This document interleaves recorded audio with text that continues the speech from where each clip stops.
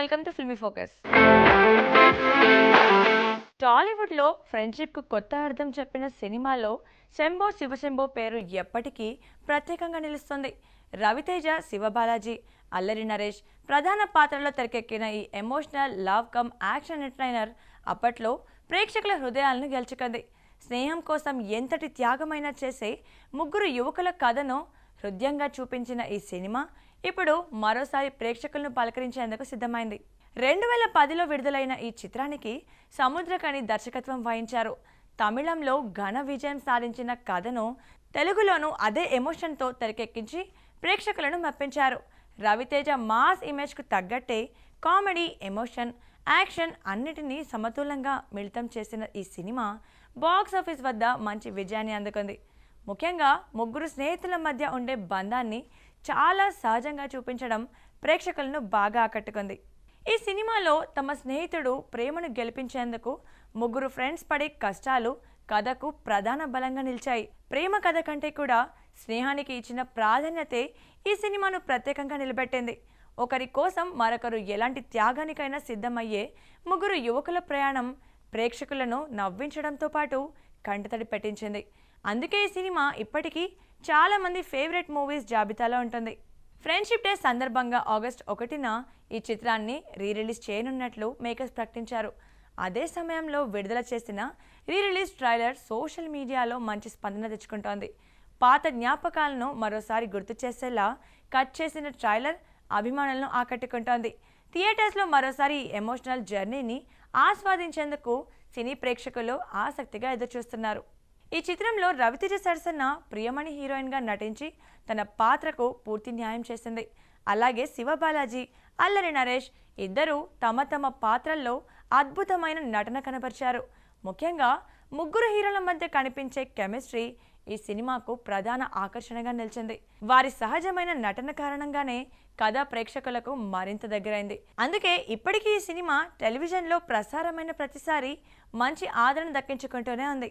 ఇటీవల సోషల్ మీడియాలో శంభో శివశంభోకు సంబంధించిన ఎన్నో వీడియో క్లిప్స్ వైరల్ అవుతున్నాయి. ముఖ్యంగా emotional scenes, friendship dialogues, climax సన్నివేశాలు మళ్ళీ ట్రెండింగ్లోకి వచ్చాయి.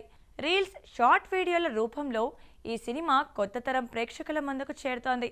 దీంతో అప్పట్లో ఈ సినిమాను చూడని యువత కూడా ఇప్పుడు ఈ మూవీపై ఆసక్తి చూపిస్తోంది.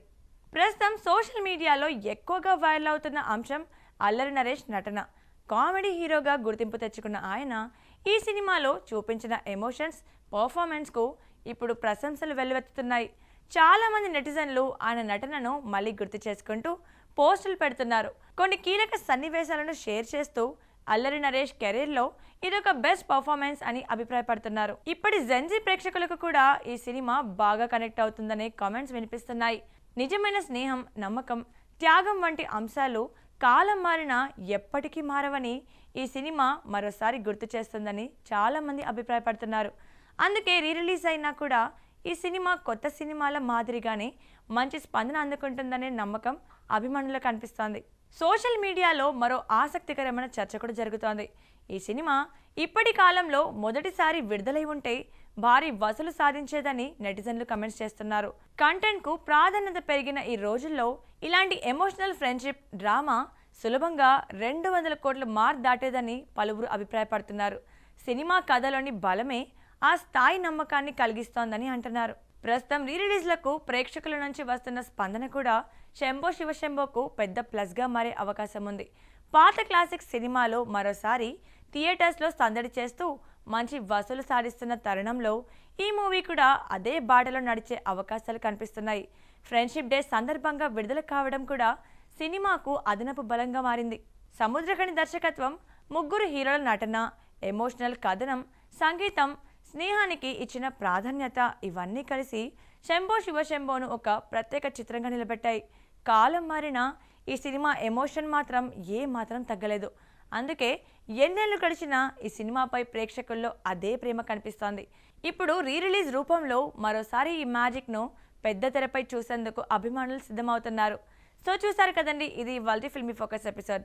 మరో ఎపిసోడ్తో మళ్ళీ కలుద్దాం. అంతవరకు చూస్తూనే ఉండండి మహామాక్స్.